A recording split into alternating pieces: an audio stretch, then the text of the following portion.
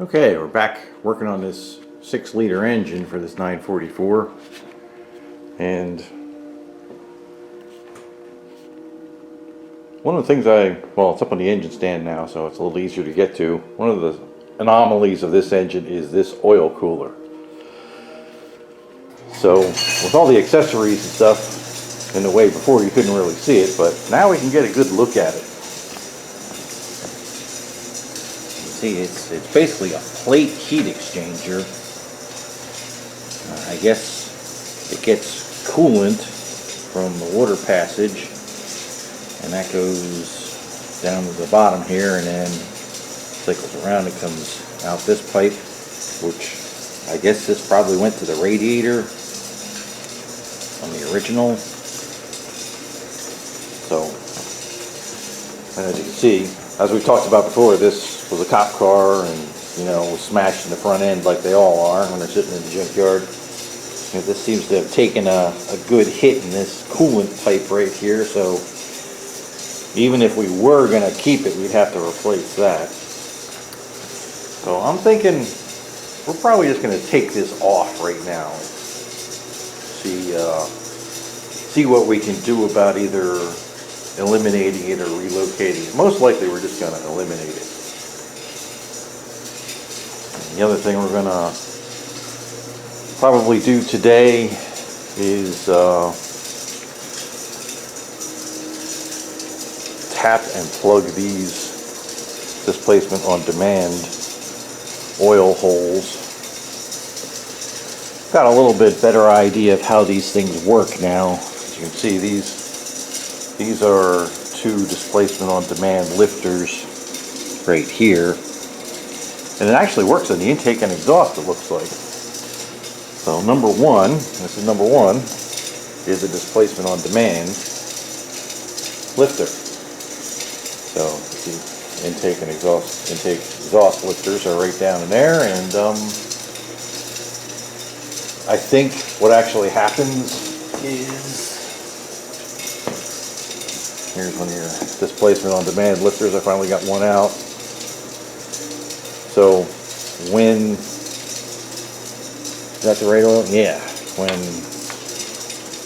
When this oil passage here gets pressure, it kind of defeats the lifter and it just rides against the cam on this spring on top here, effectively disabling the valve lift of the cam. I think that's how it works. So, I mean, theoretically, you could get away with just, plugging these guys and leaving this in there, but these are big, heavy, clunky, and they don't have a real good track record for reliability over hundreds of thousands of miles. So we have the engine out. We're just going to replace it. We're going to put LS7 lifters in it. So the other thing is, and I'm just kind of realizing this now as I was researching a little bit, if you plug these holes, they're kind of out of the equation at that point, and it doesn't really matter what you do with the valley pan, because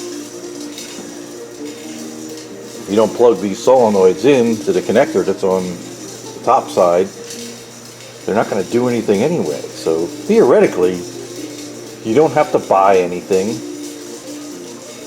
You could just pull the valley cover, plug those holes in the top of the block, and put the valley cover back on with everything. And just don't plug in the displacement on demand connector that operates those solenoids. So that might be what we'll do. We'll probably just clean up that valley cover. I don't know if we'll actually take the solenoids out or not. Maybe we will. We'll decide that later.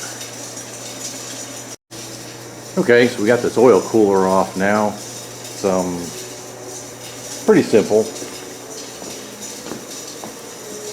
It's just these 4 bolts that hold it on.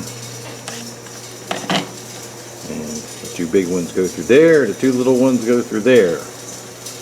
This is an O-ring type gasket that seals the oil passages right above the oil filter to there. So we're going to have to figure out what we're going to do about that. If we need to provide some kind of flow between the two, or if we can just block them off. To figure that one out later. One of the other things we got to figure out is, since we took this pipe off here, now we got this big hole. We have to figure out what that is. Just looking at the threads, it doesn't look like it's any kind of standard American pipe thread, so yeah. So a standard American pipe plug probably won't fit it. We might have to tap it to another size. So we'll do some measuring and find out about that. But that's about it. Probably next we're gonna drain the oil and dump the rest. Well, first dump the rest of the coolant out of this thing, and then drain the oil. Maybe we'll drain the oil first. I don't know.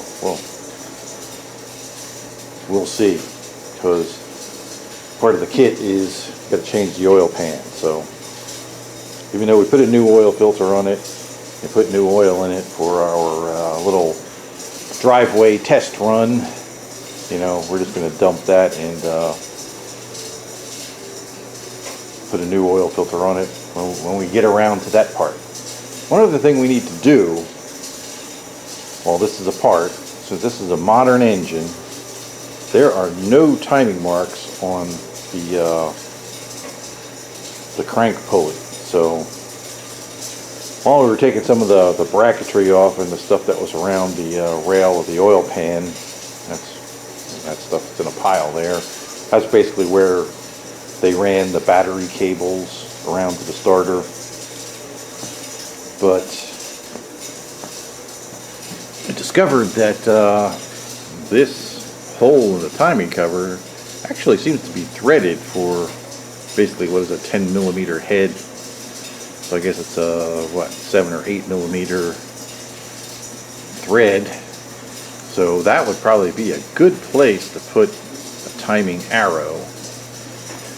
So we're at about top dead center right now on number 1. Probably have to do a little measuring to make sure we're exactly at top dead center. And then we'll put a mark right across here, and we'll make some kind of arrow out of a piece of aluminum or something like that, that will point at it. So that way we'll have a timing mark. And I think right there will probably be pretty good. You probably have to see it from underneath the car because the alternator is going to be right here. So, but that's probably about the best place to have a timing mark, I guess. We could do it on the other side, but the you know, eventually we're going to have AC, and that bracket will just get in the way of everything on that side. So it's probably better to just do it on this side now. Okay, more later.